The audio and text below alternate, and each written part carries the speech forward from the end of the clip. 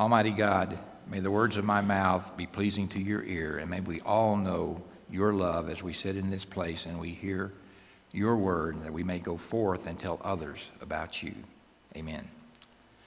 I have to tell you, I just love that song that we just sang, Victory in Jesus and all. When we were talking about this particular service, they were saying, well, what would I like for them to sing? And that was on the list, and I immediately told them, I want to sing that because every time I hear it, I'm reminded of my grandmother and my cousins in the little church that we attended there in rural Arkansas, and I can still hear that tinkly piano. And Gracie, I wish we had a tinkly piano this morning to play that, but just to hear them sing. And then my grandfather, who was a self-appointed lay minister because they couldn't afford an ordained minister, would preach the gospel, and we just had such a great time in that little old wooden church there in the rural parts of Arkansas. I was also reminded of that this past Sunday.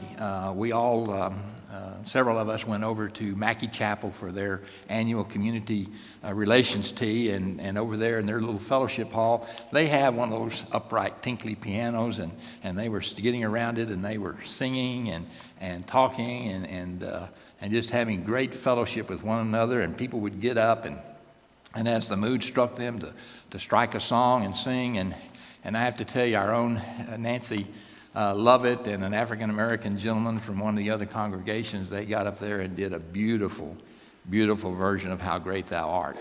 And that was just such a wonderful opportunity. And our choir was there. They were invited over, and they all came over, and they sang several numbers, and it was just a wonderful experience. And it was very encouraging to be able to sit and talk to folks and all, and think about God and the things that he does for all of us. And it just so happens that this morning we will be continuing the sermon series that Pastor Russ has started us on. It's based upon this book right here. It's called The Best Is Yet to Come, The 7 Doors of Spiritual Growth. And today we will be talking about the third door, which is the door of encouragement. That we will come through. They call it the door of opportunity, and it is to encourage one another.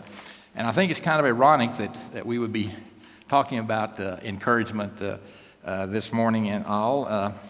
As we mentioned a little bit earlier, it's been a stressful couple of weeks for our church and all.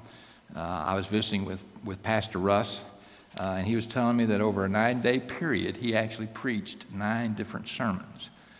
Because not only having 2 sermons on Sundays and all, but he had 3 funerals and a wedding and some other activities that he performed.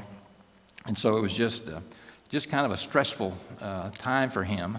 But it just so happened that he and Stephanie several weeks ago had been invited to attend a couples retreat in Northwest Arkansas. There is one of the zillionaires that lives up there. This got this huge mansion, and every year for a week he invites several couples from various churches around to come and to have a couples retreat, and where they can relax and enjoy themselves and all. And so Russ and Stephanie were planning on going, and I was encouraging him to go, but to leave today because it starts tomorrow evening. And they were planning on getting up early in the morning and driving. But if any of you have ever made that trip, and I've had to make it on several occasions with my parents living in Northwest Arkansas, particularly this past year, you know that it is a hard 11 hours to drive. And so I was encouraging Russ to take the day off and to go, and so he and Stephanie could be relaxed and enjoy their time up there. But he said, well, that sounds like a great idea, but if I'm going to go, then you have to take on the responsibility of being there Sunday morning and delivering the sermon. So you all are stuck with me this morning and all. But we're going to have a good time. We're going to have a good time with what we want to talk about today. In preparing for this morning, Russ, as I said, given me this book. It's called The Best Is Yet to Come, The 7 Doors of Spiritual Growth. And he'd also left me some notes about sermons that that he had preached on this subject before. But if you've ever tried to adapt yourself to someone else's thoughts and their notes, you know how difficult it is. So while a few of the things I'm going to say this morning are from Russ's notes and all, most of it is from my own personal thoughts and activities as to what I want to do. And I hope that some of this will resonate with you all and make you want to be more encouraging to others. One of the things that occurred to me that while I was reading the book and all, because of the way it's laid out, and then at the end there's all these wonderful questions to ask and be thinking about and all, that at some point in time in the future, I'm going to recommend to Russ that we as a congregation consider making this a congregation-wide study and break into small groups and really talk and really delve into some of these topics, because it is really a wonderful way to think about and look to the future as far as our congregation and church is concerned. One of the things that I was taught when I was teaching and training at the university with organizations that I had belonged to and all, is that when you're in the midst of a series of sermons, in order to bring things along, is you want to kind of at the beginning review a little bit about what's been said in the previous ones to kind of keep the continuity of what is happening. So I want to go back a little bit and review what has happened so up to today and all. In laying out this book here, as I said, it's really a wonderful study in God and all. Each chapter begins with a Bible verse, and then it has a quote from some famous individual who has a lot of deep thinking to their credit and all. And so I was looking, and so I want to remind you that from the introduction of the book, the verse 11 from chapter 29 of Jeremiah. For I know the plans I have for you, declares the Lord, plans to prosper you and not to harm you, plans to give you hope and a future. Now the author, after he has that there, states that I believe God is behind every one of these 7 doors, and he delights in us when we open those doors and walk through them boldly. He stands behind every door to meet us, to greet us, sometimes to confront us, always to change us, to mold us, and to transform us. He wants to make us more like Jesus. And I find it so interesting that this analogy and all, because in fact in John, in the parable of the Good Shepherd, Jesus refers to himself as the door, that all who come through the door come to me. Now, as I said as part of a review, the first door that is in the book is called witness, the door of opportunity. And to remind us that witnessing is both a noun and a verb. And so, what is it when we're witnessing? When we think of the word, do we envision the act of telling someone about Jesus? Or do we think of the person who serves as a witness? The point is that we have to be the noun first, and then we become the verb. The second door, and the one that he preached on last week, was the door of wonder or worship. And last Sunday he gave us a wonderful sermon, and to summarize, is he stated that, worship is not an act. It is a lifestyle. It is something that we basically do all the time. That we cannot divide our lives into two, the secular and the sacred. Because as Jesus said, no one can serve 2 masters. Either he will hate the one and love the other, or he will be devoted to one and despise the other. So if you're not doing something, or you are doing something that is apart from God's will, then you're not worshiping.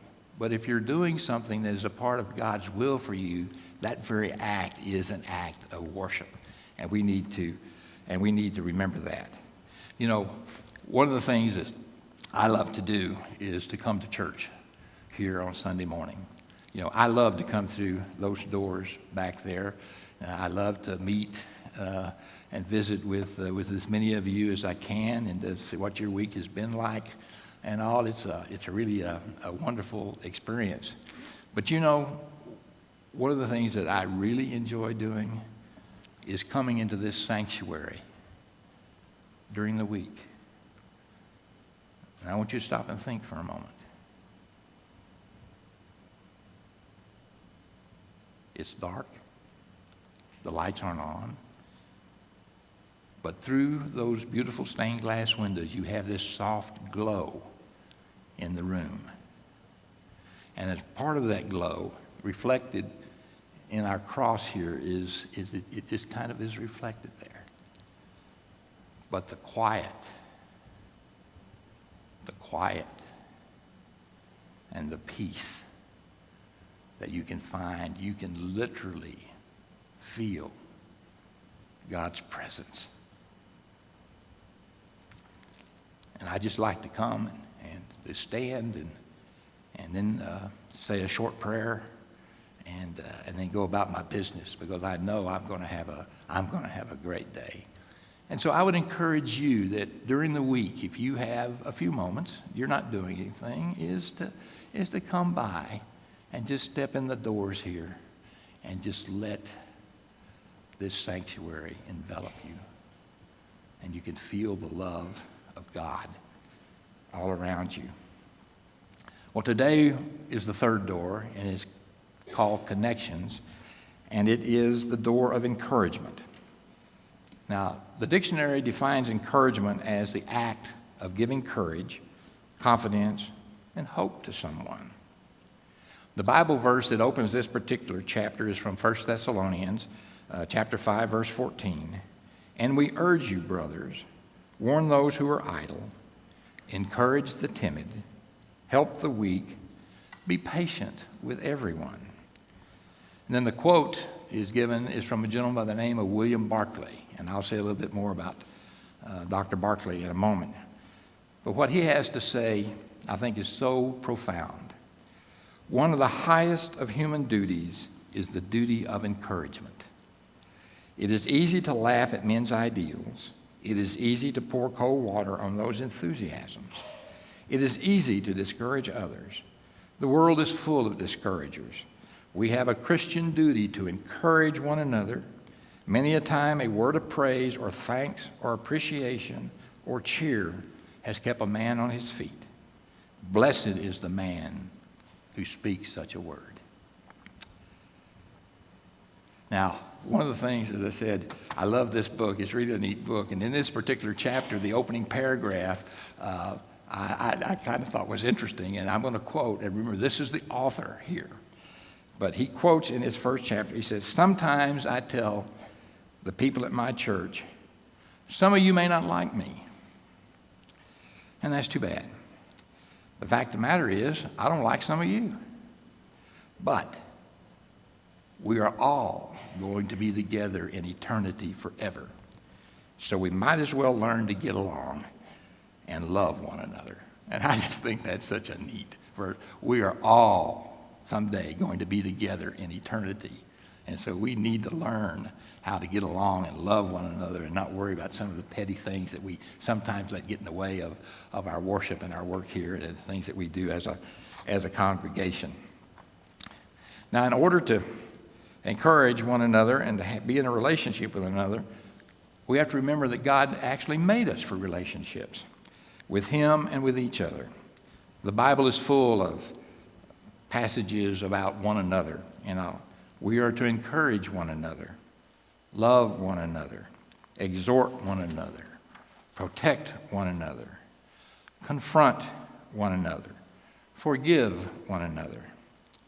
In fact, I was talking to my son on Friday and telling him about what I was going to be talking about this morning and all, and he was saying, Dad, he said, I don't know if you've ever seen it or not, but there's this wonderful talk on TED Talk. Now, I don't know how many of you may be knowledgeable about TED Talk, but it is a series of 15 to 20 minute conversations, speeches, if you will, on almost any subject you can think about by some of the world's great thinkers and great things and all. And it's a wonderful, wonderful way to learn about information and stuff. And he was telling me about a study that is probably the longest study in human relationships that's ever been conducted. And the professor who is the fourth director of this particular study is the one that is talking in this particular talk. And he was saying that they've done this now for over 75 years. And they took a group of individuals from Harvard University back in the 30s and began to study them along with a group of local young men from the Boston, one of the poorest communities in Boston, and compared their lives and all. And they've been doing this now for over 75 years. That some of the individuals that are still, they're now in their 90s and all, and they're talking about. The bottom line is that those who have had good relationships and have been in relationships where people encourage one another, is that their health is so much better than anyone else's and all. And so it's really a fascinating, fascinating story and all. And if you're interested, I'll be happy to give you the connections of where how to go and find the information. Now, a moment ago, I quoted William Barclay. And in preparing for this morning, I got to thinking, I don't know who William Barclay is. And so, like all people nowadays, I Googled him. It turns out that he was a professor of divinity at the University of Glasgow in Scotland, and was a very well-read and very thoughtful individual who did a lot of Bible commentaries and a lot of information. And he actually took the New Testament and went through it verse by verse and gave what he thought the authors were trying to say, and trying to do it in a way that we today could understand. Sometimes it's a little difficult to understand, but he did it in such a way that we could understand what was being said. And so I looked up the 3 verses that Tony read to see what he had to say as far as it was in terms of encouragement and all. And I was particularly taken by his comments on Acts 2, verses 42 to 46, about taking care of each other and to encourage each other, and how the early church, if you remember from what Tony read, is that the church came together, they sold their goods, they helped one another, as needed and all. And so I thought it was very interesting about what he had to say, because he had come up with a little survey for there, and it was to measure how we today as congregations measure up to the first church. Now remember, we've had 2,000 years of working, and we have the Bible, and all those individuals, they were just learning about God and learning about Christ and being saved and all. And so he did this little survey, and so I want to take just a moment, if you will. I want each of you to clear your mind, close your eyes, and I want you to think about these questions and how you would answer them in your own mind. Are we a learning church? Are we a church of fellowship? Are we a praying church? Are we a reverent church? Are we a sharing church? Are we a worshiping church? Are we a happy church? Are we a church where things happen? Are we an encouraging church? And are we a church whose people, when they look at us, could not help but like us?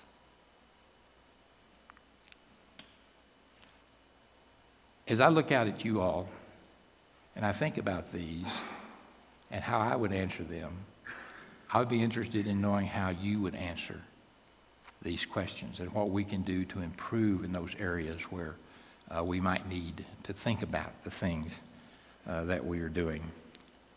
You know, one of the things that I think we can do is that I would encourage to look around and pick out 3, 4 individuals that you like or would like to get to know better and all, and approach and come to an agreement to get together on a periodic basis to encourage one another and to exhort one another, and if necessary, to confront one another, but to create those relationships that will help you become a better person and will help you to love God even more. In closing, I would like to share with you a couple of personal stories very fast about someone and an event that has made me the man that I am today, that helped to encourage me to do some things that I wouldn't otherwise never have even thought about doing. The first was when I was a senior in high school in the spring of 1959. I was looking forward to graduating and going to work. Because, you see, that's what my family did. We can trace our family roots all the way back to the Revolutionary War. We've had people, Cottens, all the way through. But in 1959, I would be the first to ever graduate from high school. And my parents were so proud that I would be the first to graduate from high school. You see, my grandparents were itinerant farmers. They had taken advantage of Franklin Roosevelt's 40 acres and a mule. If you'll live on land for 5 years, build a house and farm it, the land would be yours. And so they had gotten their 40 acres in Arkansas and were living there, but they couldn't make a living on 40 acres. And so every year they would migrate to the panhandle of Texas, up around Turkey, if you all know where that area is up there, and they would pick cotton. And that was how they kept the family together. And so I come from a family of migrant farm workers. But there I am in 1959, about to graduate from high school, and I'm so proud. And a student teacher comes to school in our history class. And she, first day, asks each of us our names, and then, where are we going to college? Well, when she got to me, I gave her my name. I said, I'm not going to college. I'm graduating from high school, and I'm going to work. And she looked me in the eye, and she said, no, you are going to college.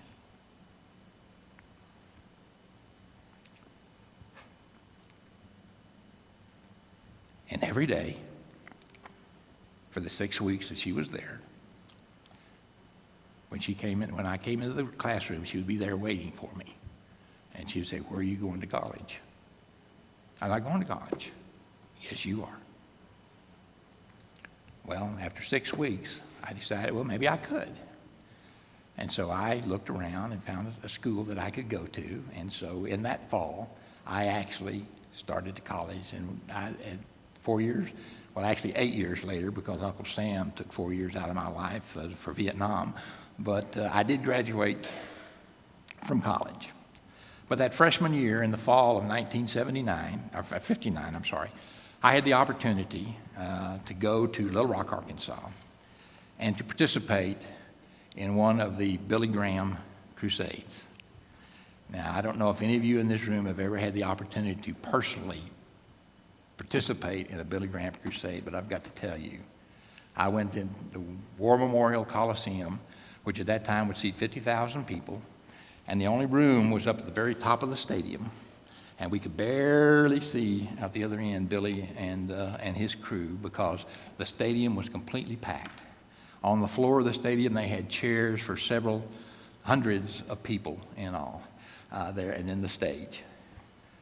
And I had the opportunity for the first time in my life to hear How Great Thou Art, and it was sung by George Beverly Shea, and what an experience that was. And then Billy got up and gave his message, and you could feel the power in that audience. But I'll never forget when he called to come down. At first, a couple got up, and then a dozen got up, and then 100 got up, and soon there were thousands.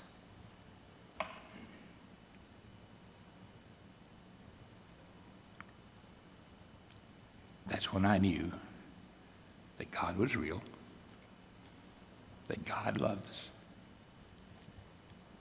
and if we'd only accept him, that would change our life forever, and we could become and do whatever we wanted to do. I stand before you today as a product of that student teacher and of that moment in my life. Amen.